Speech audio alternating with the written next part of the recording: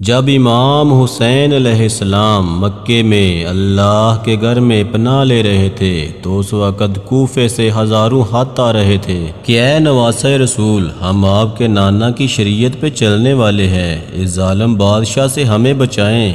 یزید سرعام شراب پیتا ہے، زنا کرتا ہے، گناہ کرتا ہے، اور یہ کہتا رہتا ہے کہ نعوذ باللہ کوئی وحی نہیں آئی تھی، کوئی رسول نہیں آیا تھا، کوئی قرآن نہیں۔ اے رسول اللہ کے نواسے، ہم ایسے انسان کی بائیت کیسے کریں جو رسول اللہ کی بتائی ہوئی شریعت کو مذاق سمجھتا ہے، حلال و حرام میں کوئی فرق نہیں رکھتا۔ ان تمام خطوط کا موضوع یہی تھا، اور بالآخر ایسے خط آنے لگے کہ اے نواسۂ رسول، اگر آج آپ نے ہماری نصرت نہ کی تو روز محشر ہم آپ کے نانا کے سامنے آپ کی شکایت کریں گے کہ وقت کا ظالم بادشاہ آپ کی شریعت کا مذاق بناتا رہا اور آپ کا نواسہ خاموش رہا۔ امام حسین علیہ السلام نے ان خطوط کے جواب میں اپنے سفیر مسلم بن عقیل، جو آپ کے چچا زاد بھائی تھے، کوفے کی طرف روانہ کر دیا۔ جیسے ہی بنی ہاشم کا شہزادہ امام حسین علیہ السلام کا پیغام لے کر کوفے آیا،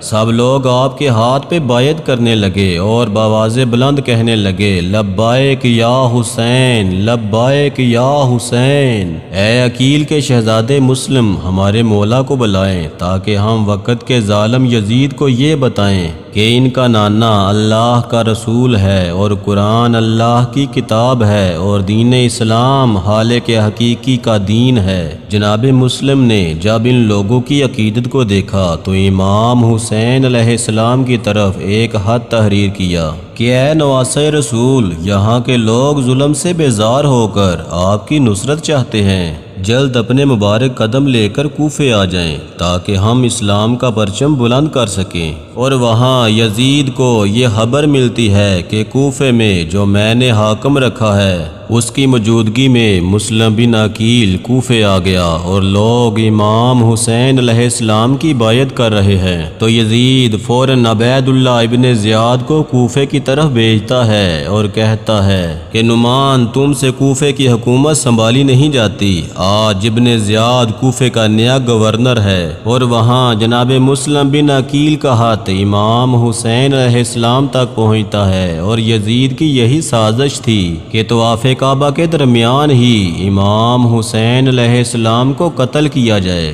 امام حسین علیہ السلام اپنے حج کو عمرے میں تبدیل کر کے اپنی بیٹیوں، بہنوں اور پورے خاندان کو ساتھ لے کر کوفے کی طرف روانہ ہو جاتے ہیں۔ ابن زیاد نے یہ سوچا کہ کوفیوں میں بغاوت کیسے پیدا کی جائے، تو اس نے یہ نعرہ لگایا کہ جو یزید کی بیعت کرے گا، اپنی تلوار دے گا، میں اسے اتنا سونا عطا کروں گا کہ اس کی نسلیں خوش ہو جائیں گی۔ جیسے ہی ابن زیاد کی یہ خبر کوفے میں پھیلنے لگی، کوفے کی عورتوں نے سوچا اس سے اچھا موقع اور کیا ہوگا۔ وہ اپنے اپنے مردوں سے کہنے لگی، مجھے تمہاری تلوار چاہیے، تم کو نہیں پتا ابن زیاد تلوار کے بدلے سونا دیتا ہے۔ رفتہ رفتہ کوفے کا ہر فرد تبدیل ہونے لگا، اپنی اپنی تلواریں ابن زیاد کے پاس رکھوا کے اس کے بدلے سونا لیتا رہا۔ کوفیوں نے رسول اللہ کی اس حدیث کو یاد دلا دیا کہ اللہ کے محبوب نے فرمایا کہ میری امت کا سب سے بڑا فتنہ دولت ہے۔ تاریخ نے لکھا، سفیر امام حسین حضرت مسلم بن عقیل کو رفتہ رفتہ ہر ایک شخص چھوڑتا رہا،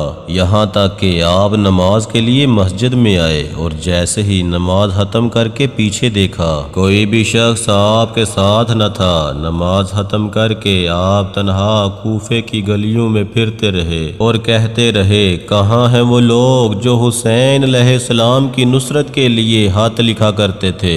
کہاں ہیں وہ لوگ کہ جنہوں نے مجھے کہا تھا کہ امام حسین علیہ السلام کو کوفے بلائیں؟ اے کوفیوں، میں تو تمہارا مہمان ہوں، میں تو تمہارے بلانے پہ آیا ہوں، لیکن افسوس کوفے کا ہر فرد اپنے دروازے بند کیے ہوئے تھا اور تنہا سفیر حسین کوفے کی گلیوں میں پھرتے رہے۔ جناب مسلم بن عقیل نکیل ایک دروازے کے پاس آ کے بیٹھ جاتے ہیں۔ اس گھر میں ایک بوڑھی عورت رہتی تھی۔ اس نے جیسے ہی دیکھا کہ دروازے پہ کوئی بیٹھا ہے، وہ دروازہ کھول کے کہتی ہے، تمہیں معلوم نہیں ابن زیاد نے یہ حکم نافذ کیا ہے کہ جو گھر سے نکلے گا وہ مارا جائے گا۔ آپ کہنے لگے، اے اللہ کی بندی، میرا گھر کوفے میں نہیں ہے۔ تو وہ عورت کہنے لگی، کون ہے آپ فرمانے لگے، میں سفیر حسین مسلم بن عقیل ہوں۔ وہ عورت زاروں قطار رونے لگی اور عرض کرنے لگی، اے سفیر حسین، آئیں میرے گھر آئیں۔ وہ عورت جناب مسلم بن عقیل کو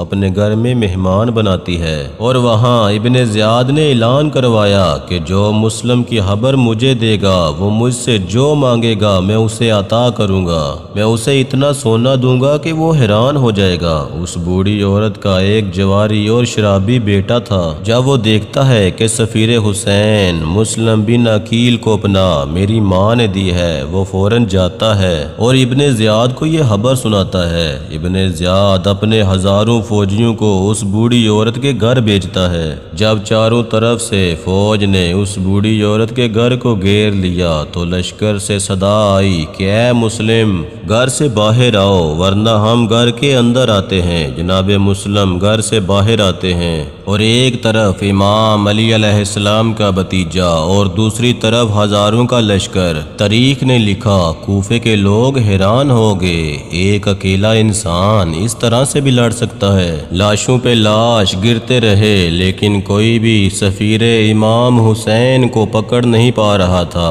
سب نے یہ سمجھ لیا کہ یہ علی کا شیر ہے، اس سے جنگ میں کوئی جیت نہیں سکتا۔ اتنی دیر میں لشکر کے سالار نے کہا، اے مسلم، میں وعدہ کرتا ہوں کہ تمہاری ہر بات کو مانا جائے گا، تم گرفتاری پیش کرو۔ پھر جناب مسلم گرفتار ہو کر جب ابن زیاد کے سامنے آتے ہیں، ابن زیاد اور دربار کے لوگ آپ کے ایمان کا مذاق اڑانے لگتے ہیں۔ جناب مسلم فرمانے لگتے ہیں، مجھے معلوم ہے کہ تم لوگ وعدہ وفا نہیں کرو گے، لیکن میرے آنے کا ایک سبب ہے کہ میں وصیت کرنا چاہتا ہوں، اور میں یہ چاہتا ہوں کہ میری وصیت کو پورا کیا جائے۔ اور پھر آپ وصیت کرتے ہیں کہ میں نے امام حسین علیہ السلام کو خط لکھا ہے کہ وہ کوفے کی طرف آ جائیں۔ میری وصیت یہ ہے کہ امام حسین علیہ السلام تک میرا یہ پیغام پہنچایا جائے کہ وہ کوفے نہ آئیں۔ کوفے والے بے وفا ہیں، دولت کے سامنے بک جاتے ہیں۔ اور میری دوسری وصیت یہ ہے کہ میرے جسم کو تدفین کیا جائے۔ اور میری تیسری وصیت یہ ہے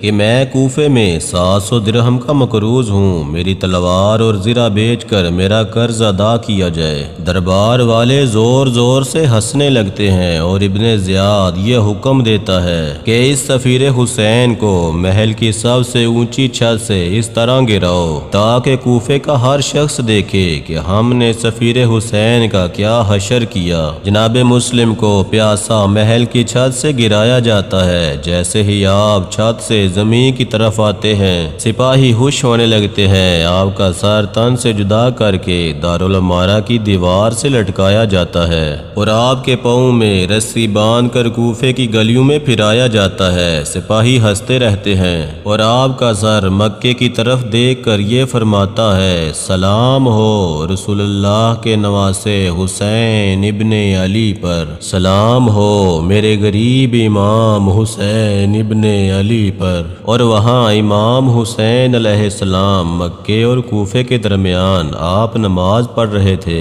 جیسے ہی آپ کے مبارک کانوں پر جناب مسلم بن عقیل کا آخری سلام پہنچا، آپ کی آنکھیں نم ہو گئیں۔ جناب عباس علیہ السلام نے پوچھا، اے نواسہ رسول، آپ کی آنکھیں نم کیوں ہیں؟ امام حسین علیہ السلام نے فرمایا، عباس، میرا بھائی مسلم کوفے میں غریب الوطن کی طرح شہید کیا گیا۔ جناب عباس علیہ السلام کو جلال آیا۔ آپ علیہ السلام نے فرمایا، اے میرے مولا، مجھے اپنی دعا سے ابھی کے ابھی کوفے پہنچائیں تاکہ فوج یزید کو بتاؤں کہ حق و باطل کیا ہے۔ امام حسین علیہ السلام نے جناب عباس کے چہرے کو دیکھا اور فرمانے لگے، عباس، تو زینب کے پردے کا محافظ ہے، تجھے بابا علی نے کربلا کے لیے مانگا ہے۔ اتنی دیر میں آپ جناب مسلم کے خیمے میں آتے ہیں اور جناب مسلم کی زوجہ کو ان کے شوہر کی شہادت کی خبر سناتے ہیں، اور جناب مسلم وسلم کے بچوں کے سر پہ ہاتھ رکھتے ہیں، ان کو دلاسا دیتے ہیں، ان سے پیار کرتے ہیں۔ کتنی خوش نصیب ہے جناب مسلم کی اولاد جن کے سر پہ شفقت کا ہاتھ رکھنے کے لیے کائنات کے امام حسین علیہ السلام موجود ہیں۔ کتنی غریب ہے امام حسین علیہ السلام کی 4 سال کی بیٹی سکینہ،